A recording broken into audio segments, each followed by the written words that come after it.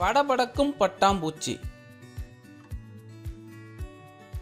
தேவையான பொருட்கள்: சார்ட் அட்டை, கத்தரிக்கோல், நூல், ஸ்கெட்ச் மற்றும் செலோடேப். 2 அட்டைகளின் மையத்திலிருந்து விளிம்பு வரை லைட்டா இந்த மாதிரி வெட்டிக்கணும். வெட்டிவிட்ட இந்த பகுதிகள் வழியா 2 அட்டைகளையும் இந்த மாதிரி ஒன்னோடு ஒன்று சேர்த்துக்கணும். அப்போதான் அட்டைகள் இந்த மாதிரி திறந்து மூடும். அட்டையின் மேல பட்டாம்பூச்சி ஒன்று வரைஞ்சி அதை 2 அடுக்குகள் இருக்கிற மாதிரி தனித்தனியா வெட்டி எடுத்துக்கணும். இப்போ அட்டையை மேலும் கீழும் அசைச்சு பார்த்தா பட்டாம்பூச்சி படபடக்கிற மாதிரி இருக்கும்.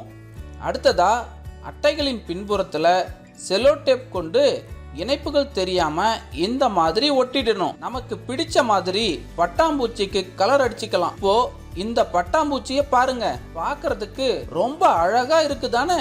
அடுத்ததா அட்டையின் வலது பக்கம் 2 ஓட்டைகளையும் இடது பக்கம் 2 ஓட்டைகளையும் போட்டுக்கணும். இப்போ நீங்க பார்த்துக்கிட்டு இருக்க மாதிரி ஓட்டைகளின் வழியே நூலை விட்டு கட்டிக்கணும். அட்டையின் பின்புறமா நூலை 2 இடங்கள்ல செலோடேப் போட்டு ஒட்டிடணும். அவ்வளவுதான். இதோ நம்மோட பட்டாம்பூச்சி படபடக்க ரெடி ஆகிடுச்சு.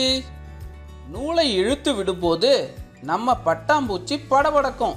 இதே மாதிரி வேற டிசைன்ல பட்டாம்பூச்சிகள் செஞ்சு பட்டாம்பூச்சிகள் படபடப்பதை ரசிக்கலாம். இதற்கு என்ன காரணம்னு பார்த்தீங்கன்னா, நூலினை கிடைமட்டமாக இழுக்கும் போது பட்டாம்பூச்சி வைத்திருக்கும் மேடை மேலே செல்கிறது.